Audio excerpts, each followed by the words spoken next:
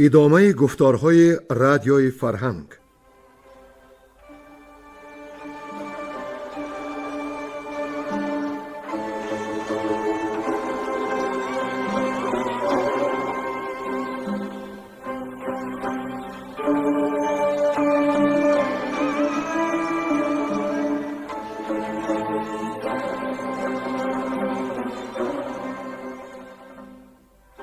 بسا رنج بردم در این سال سی، عجم زنده کردم بدین پارسی. بسا رنج بردم در این سال سی، عجم زنده کردم بدین پارسی.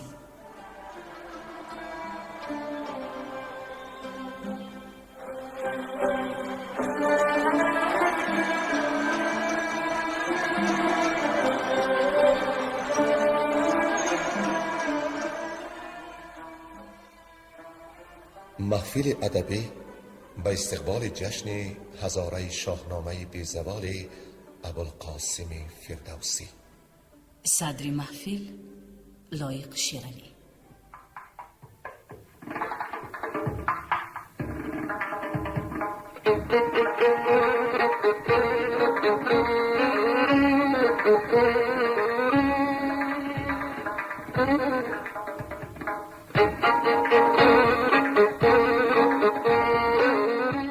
شنوندگان عزیز، از داستان رستم و سهراب یاد دارند که در رزم اول رستم از نیروی سهراب بیمناک شد و نزد کاووس شاه آمد.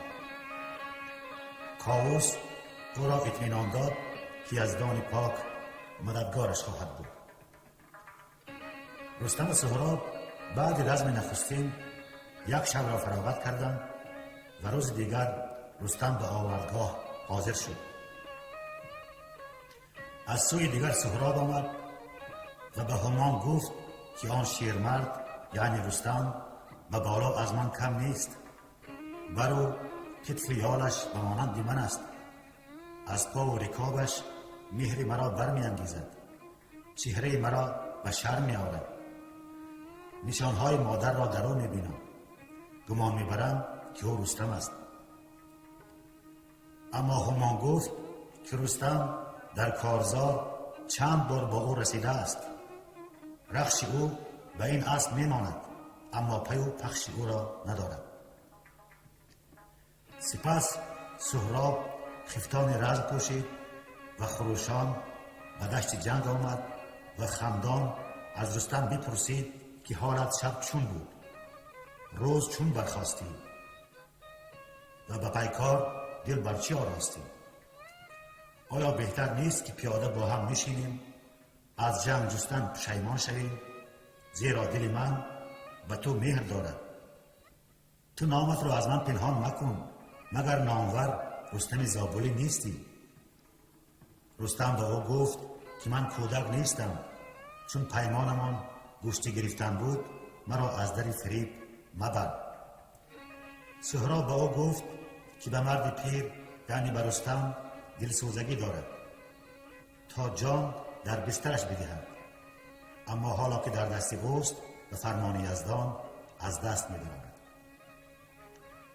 سپس هر دو از اسبان پیاده شدند، اسبها را در سنگ بستند و چون شیران به گوشتی درآویختند. از شب تا سحر این به آن به این زور کردند. سهراب یکی چون شیر مست نعره زد، کمربند رستم را گرفت و کشید و با خشم و کین رستم را بر زمین زد و خنجر آبگون برکشید تا سرش را ببرد. اما رستم به سهراب گفت که آیین ما دگرگونه است. اگر بار نخست در گوشتی کسی پشت بر زمین نهد سرش را نبرند، اگر بار دیگر این حال صورت گیرد سر از تن جدا کنند. دلیر جوان به گفتار این پیر سر فراورد و او را رها کرد و به دشت آمد. نخچیر شکار کرد، از کسی که با او نبرد کرد یادش نبود. اما همام از نبرد سوال کرد. سهراب اصلی واقعه را باز گفت. همان دره خورد که سهراب کار خانه کرده و حجاب به دست آمده را رها ساخته. سهراب اطمینان داد که بار دوم آن پیرمرد از چنگ او رها نخواهد شد. رستم از چنگ سهراب رها شده سوی آب روان رفت.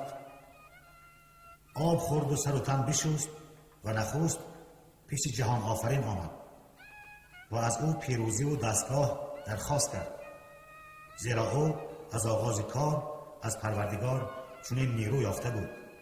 این بار هم رستم به درگاه دادار نیایش کرد که همان زوری که از آغاز کار داده بود بازدهد، زیرا از بیم سهراب دلش ریش شده.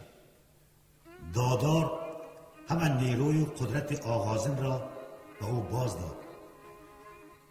او نعرزنان با سهراب به گوشتی در آمد، پشت سهراب را خم آورد، به کردار شیر بر زمین زد و زود تیغ تیز از میان برکشید و بر آن جوان بیداردل بردارید. سهراب یکی پیچید و آهی کشید و گفت که افسوس نشانی از پدر داده مادر را نیافت و روی پدر را نادیده رفت.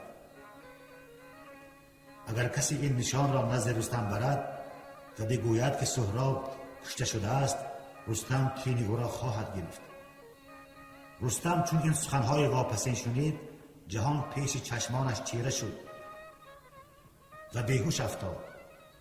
چون به هوش آمد گفت که رستم خود اوست، بگو تا چه نشان از رستم داری؟ سهراب گفت جوشنم بکشای، یکی مهره در بازو دارم که از پدر یادگار است. رستم چون جوشن برکشاد، آن مهره را دید که خود به تهمینه برای پسرش داده بود و رستم روکنان و موکنان از داغ سهراب خاک بر سر میزد، اما سودی نداشت. و دیگر رستم از دشت سوی لشکر نیامد. کاووس او را جستجو کرد، او باز نزد سپاه آمد. چون او را مصیبت زده دیدند، احوال پرسیدند. او با آه و فغان و اندوه گران گفت پسر را بکشتم به پیران سر، بریده پیو بیخ آن نامور، دریده جگرگاه پور جوان، بگرید برو چرخ تا جاویدان. همان گفت که این جرم هجیر است که سهراب نشانهای تو پرسید اما او نگفت. رستم خنجر آبگون برکشید تا سر هجیر را بگیرد، اما بزرگان و پوزش فراز آمدند. سپس رستم خواست با دشنه سر خیش ببرد، اما بزرگان نگذاشتندش. بدو گفت گودرز کاکنون چی سود، که از روی گیتی براری تو دود. تو بر خویشتن گر کنی صد گزند، چی آسانی آید بدان ارجمند. شنوندگان عزیز، اینک پایان داستانی رستم و سهراب را بشنوید. گویندگان بیرنگ کهدامنی، کمینه، ساربان و گلنسا زمانی. نوشدارو خواستن رستم از کاووس.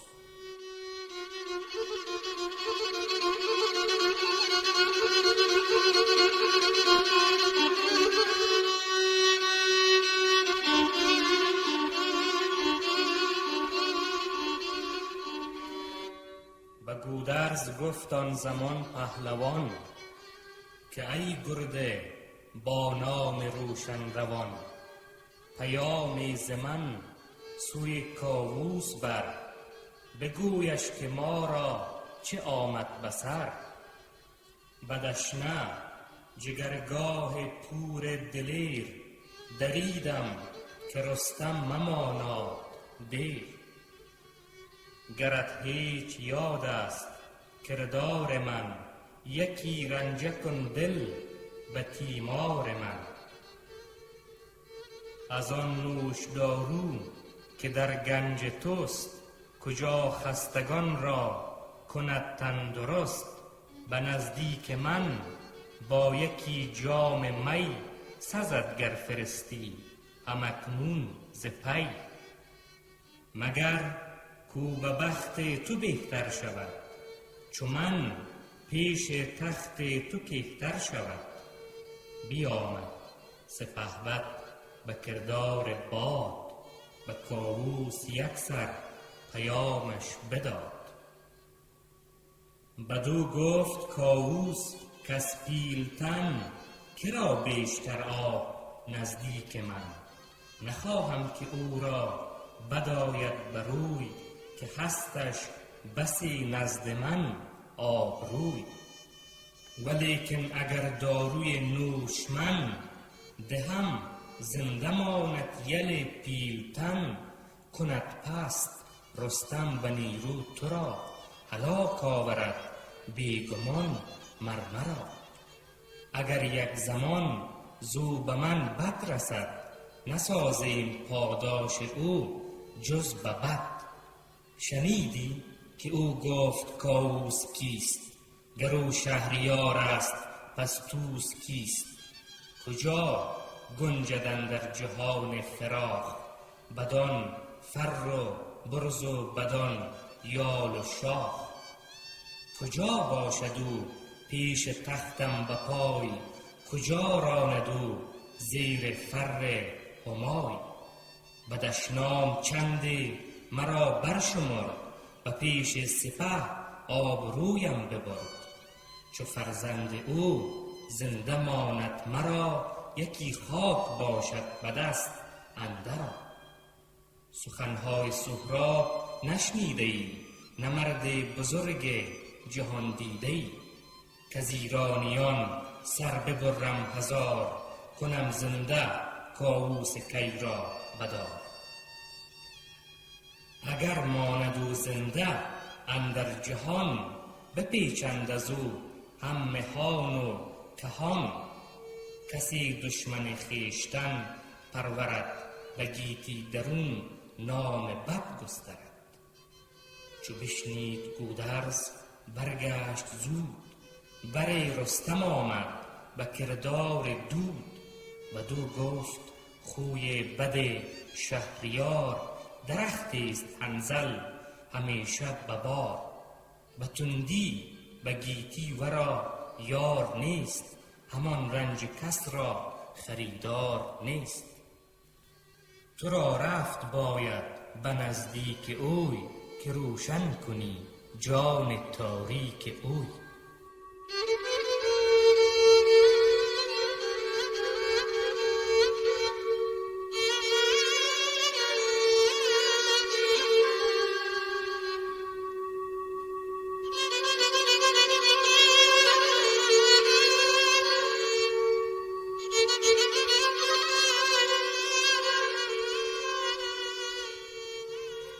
زاری کردن رستم بر سهراب.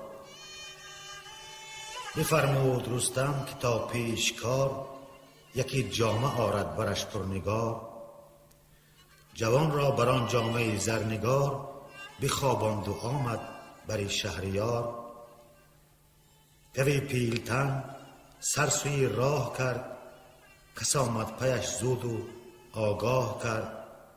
که سهراب شد زین جهان فراخ، همه از تو تابوت خواهد نه کاخ. پدر جست و برزد یکی سرد باد، بنالید و مژگان به هم برنهاد. پیاده شد از اسپ رستم چو باد، به جای کله خاک بر سر نهاد. بزرگان لشکر همه همچنان، گریوان و گریان و زاری کنان. همه گفت زار نبرد جوان، سرافراز و از تخمه پهلوان. نبیند چو تو نیز خورشید و ماه، نه جوشن نه خود و نه تخت و کلاه. کرا آمدیم پیش کامد مرا، که فرزند کشتم به پیران سرا. نبیر جهاندار سام سوار، سوی مادر از تخمه نامدار. چو من نیست در گرد کیهان یکی، به مردی بودم پیش او کودکی. بریدم دو دستم سزاوار هست، جز از خاک تیره مبادم نشست. چی گویم چو آگه شود مادرش، چگونه فرستم کسی را برش؟ چی گویم چرا کشتمش بیگناه، چرا روز کردم برو بر سیاه؟ کدامین پدر هرگز این کار کرد، سزاوارم اکنون به گفتاری سرد. بگیتی کی کشته است فرزند را، دلیر و جوان و خردمند را؟ پدرشان گران مایتر پهلوان، چی گوید بدان دختی پاکی جوان؟ بر این تخمه سام نفرین کنند، مرا نام بی مهر و بی دین کنند. کی دانست که این کودکی ارجمند، بدین سال گردد چو سروی بلند. به جنگ آیدش رای و سازد سپاه، به من برکند روز روشن سیاه.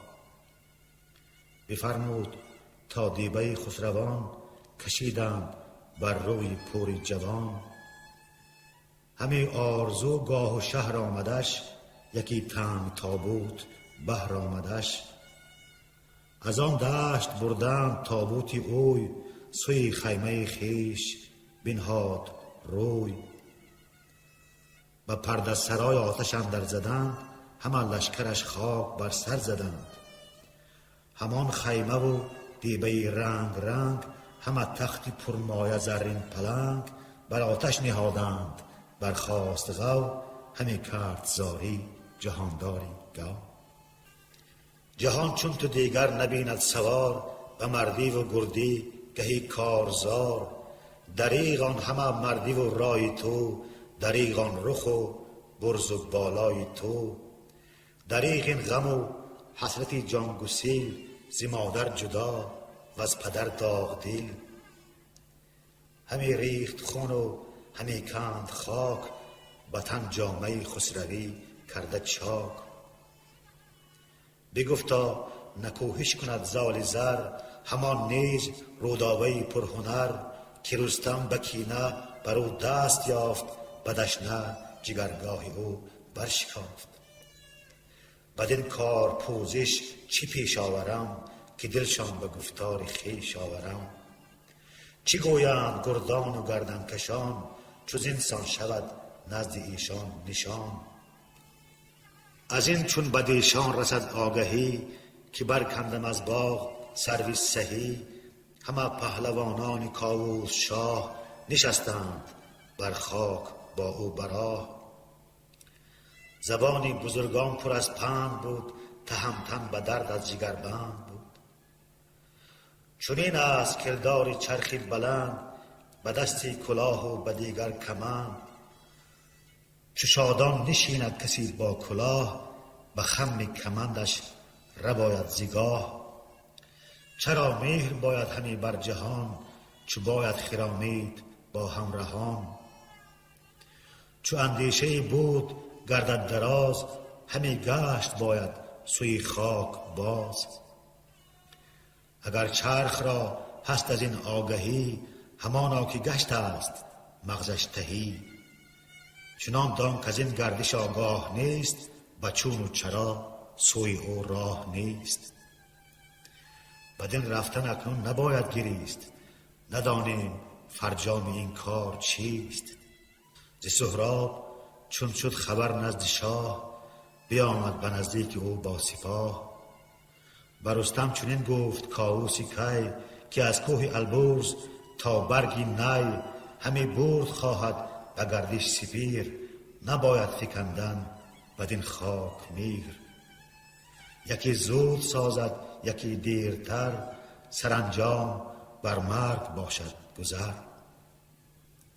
دل و جان بدین رفته خرسند کن، همه گوش سوی خردمند کن. اگر آسمان برزنیم برزنی، وگر آتشم در جهان درزنی. نیابی همان رفته را باز جای، روانش کهن دان به دیگر سرای. من از دور دیدم بر او یال اوی، چنان برز و بالا و کوپال اوی.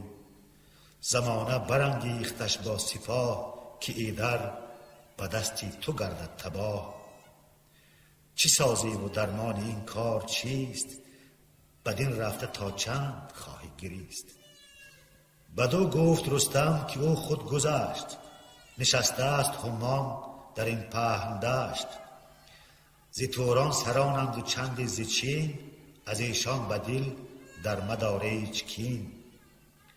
زواره سپه را گذارد براه، به نیروی یزدان و فرمان شاه.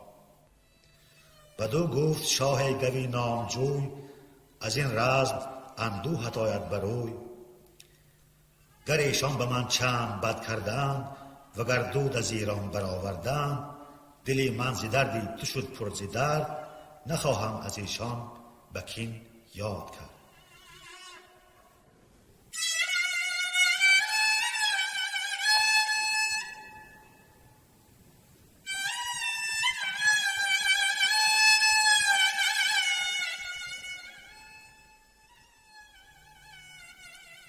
بازگشتن رستم به زابلستان.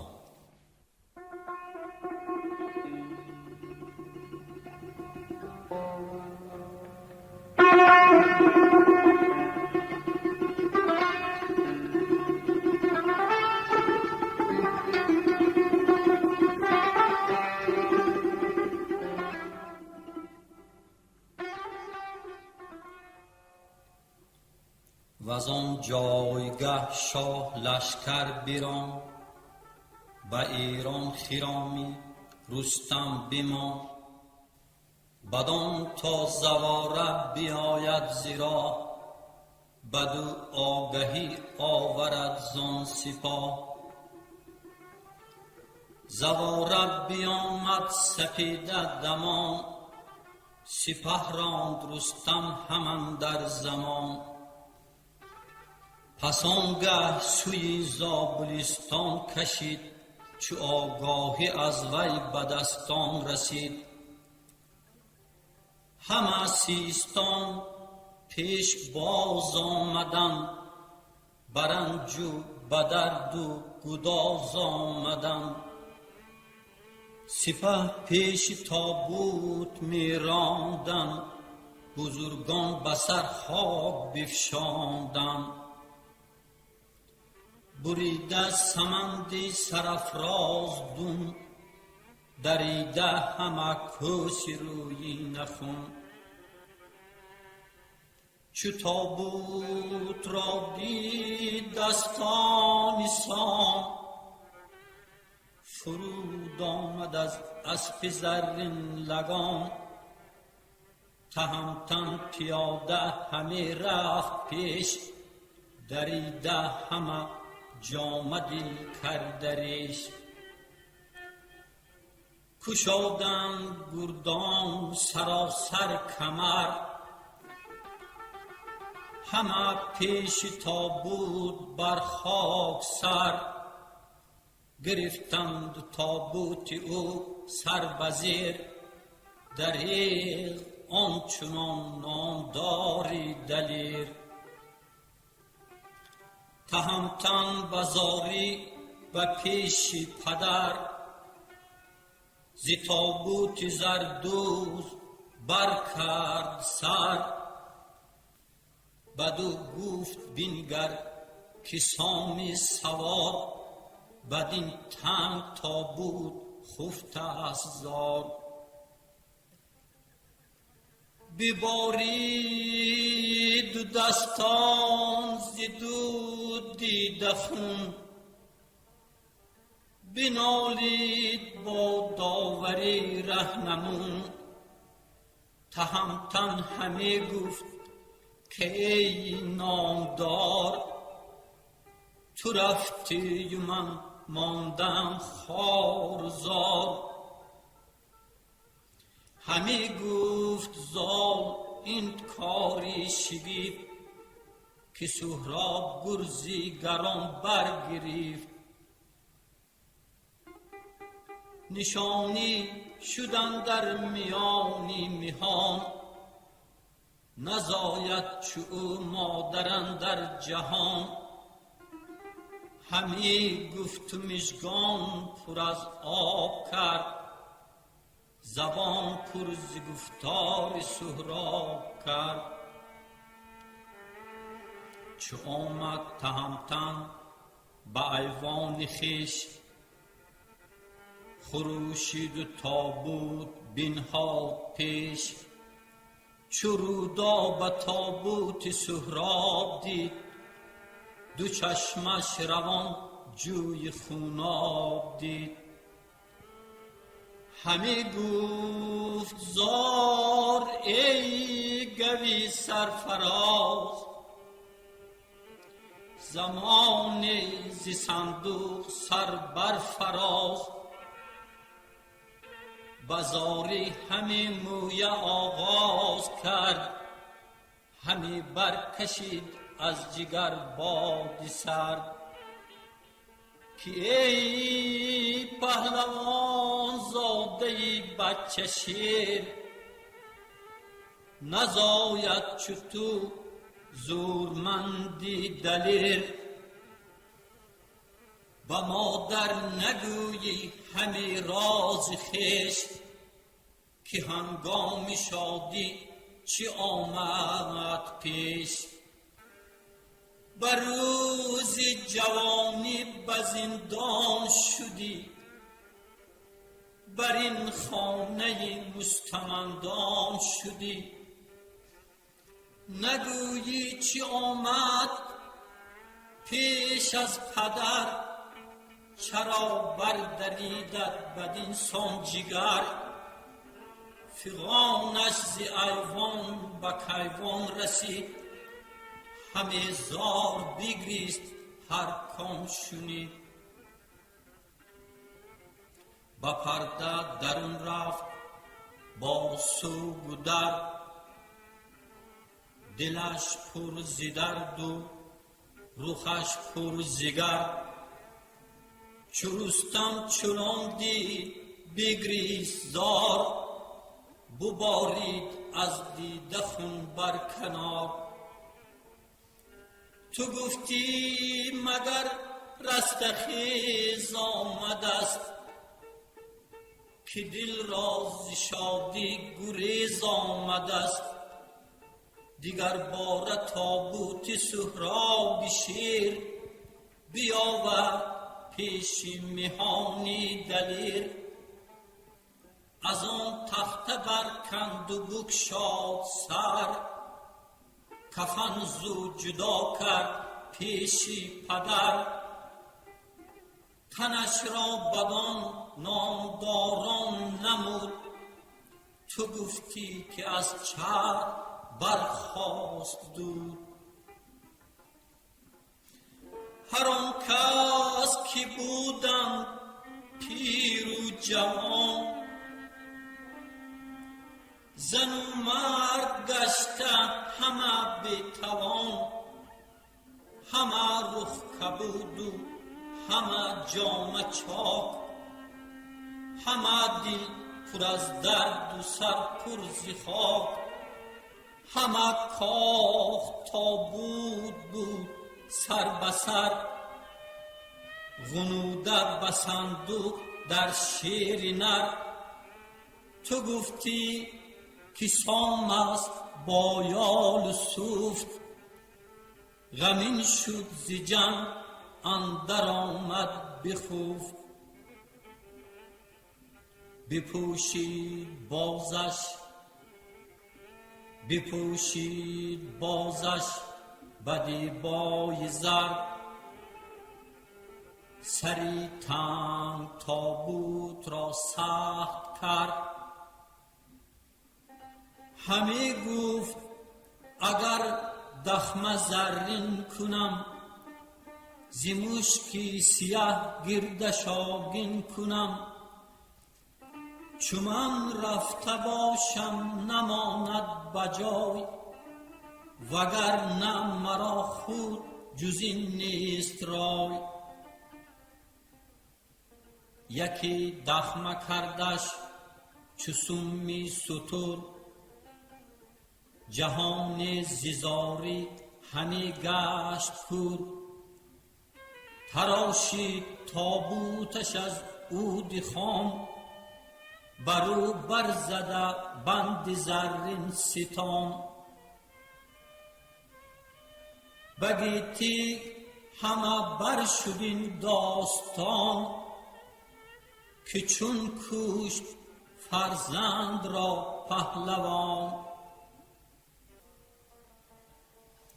جهان سر به سر پر ز تیمار گشت، هر آن کس که بشنید غمخوار گشت. بر رستم بر این روز چندی گذشت، بگردی دلش شادمانی نگشت. با آخر شکیبای آورد پیش، که جز آن نمیدید هنجار خویش. جهان را بسی هست زینسان بیاد، بسی داغ بر جان هر کس نهاد. کی را در جهان هست هوش و خرد، کجا او فریبی زمان خورد. چو ایرانیان زین خبر یافتند، بر آن آتشی غم همی تافتند. وز آن روی همان به توران رسید، بگفت و به افراسیاب آنچه دید. از او مانده بود شاه توران شگفت،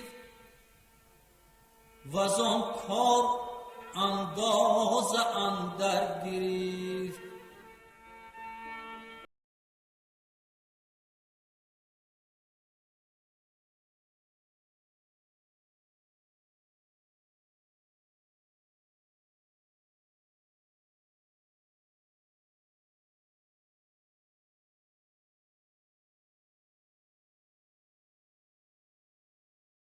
آگاهی یافتن مادر از کشته شدن سهراب.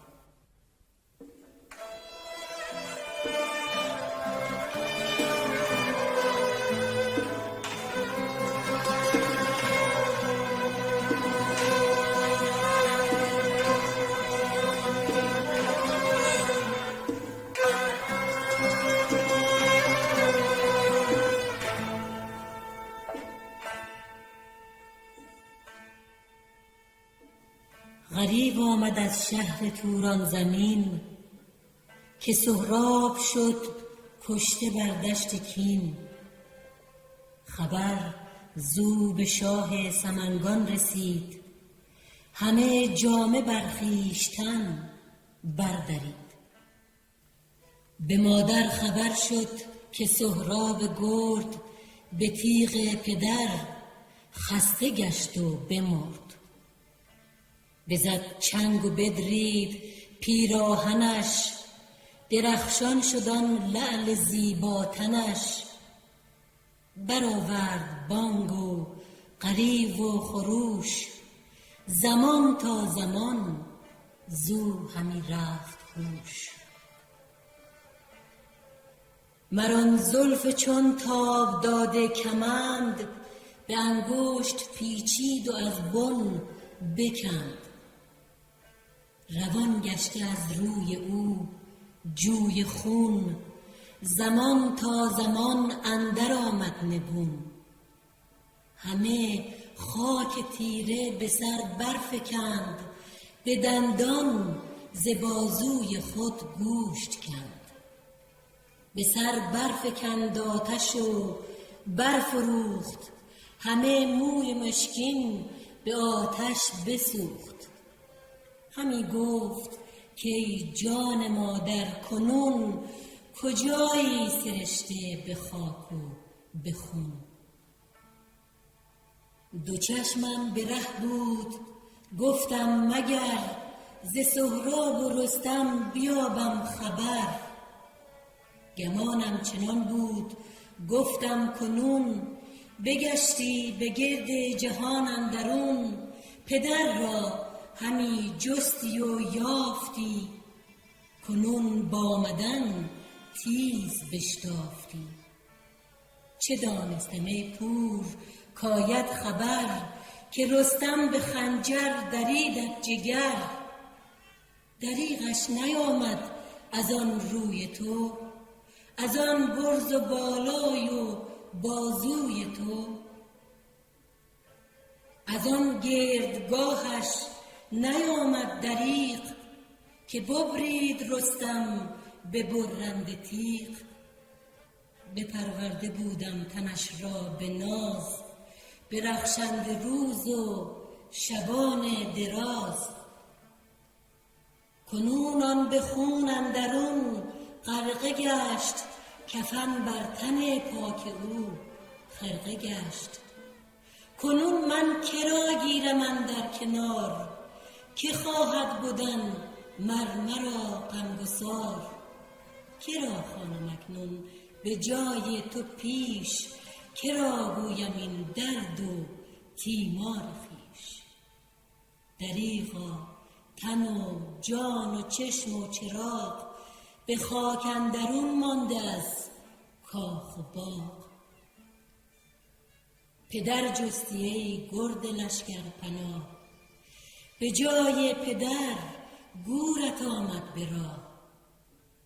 از امید نومید گشتی تو زار، بخفتی به خاک اندرون زار و خوار. از آن پیش کو دشنه را برکشید، جگرگاه سیمین تو بردرید. چرا آن نشانی که مادرت داد، ندادی برو بر نکردیش یاد. نشان داده بود از پدر مادرت، ز بهر چه نامت همی باورت. کنون مادرت ماند بی تو اسیر، پر از رنج و تیمار و درد و زحیر. چرا نامدم با تو اندر سفر، که گشتی به گردان گیتی سمر. مرا رستم از دور بشناختی، تو را با من ای پور بنواختی. بینداختی تیغان سرفراز، نکردی جگرگاهت ای پور باز. همی گفت و می خست و می کند موی، همی زد کف دست بر خوب روی.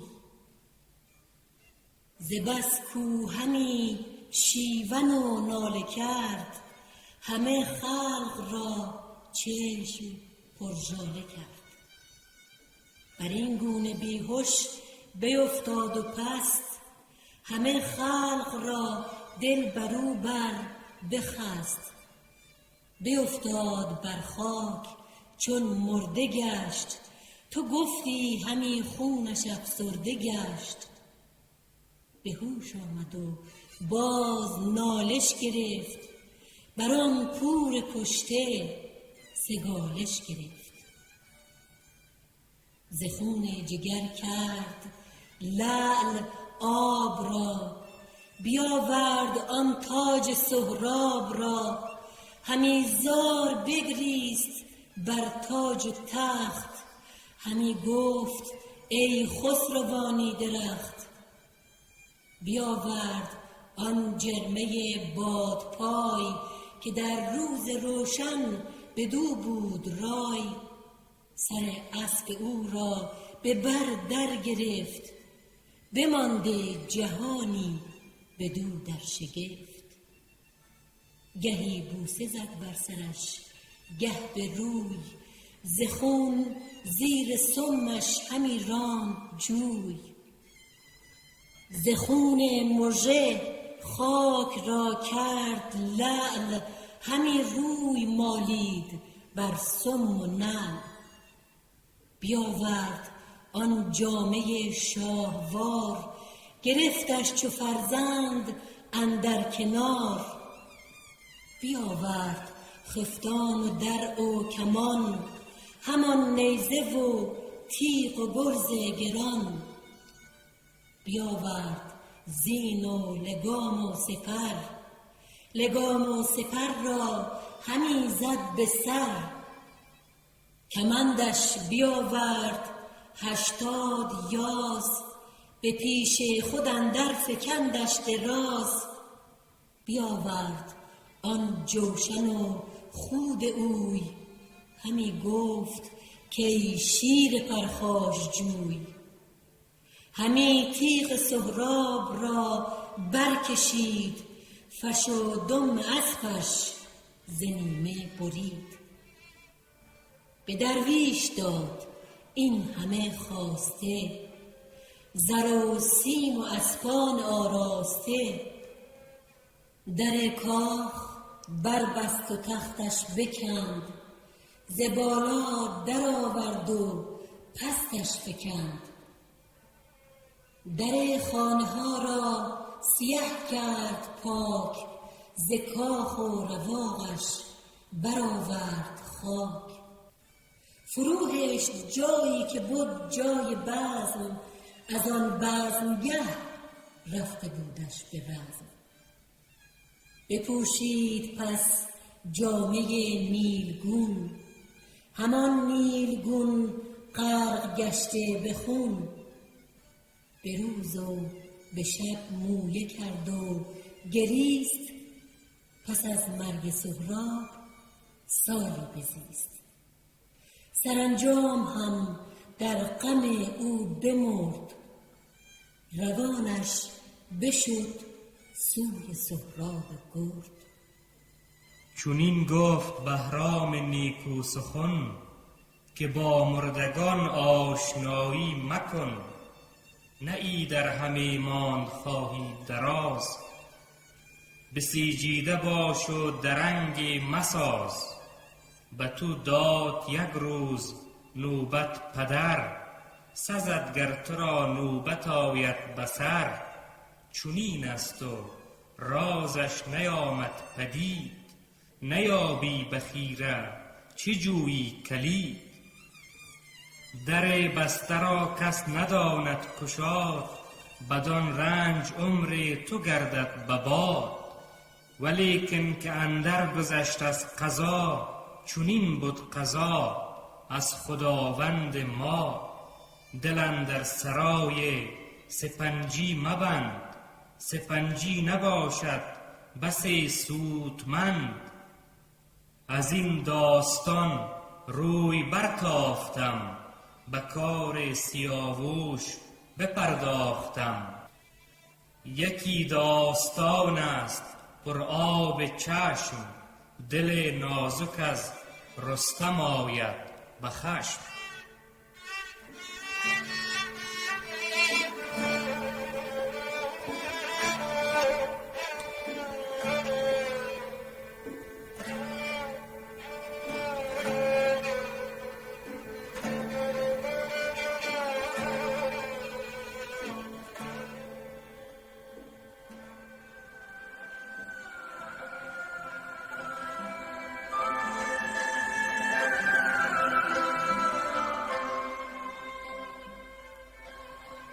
شما محفل ادبی را به استقبال جشن هزاره شاهنامه ابوالقاسم فردوسی شنیدید.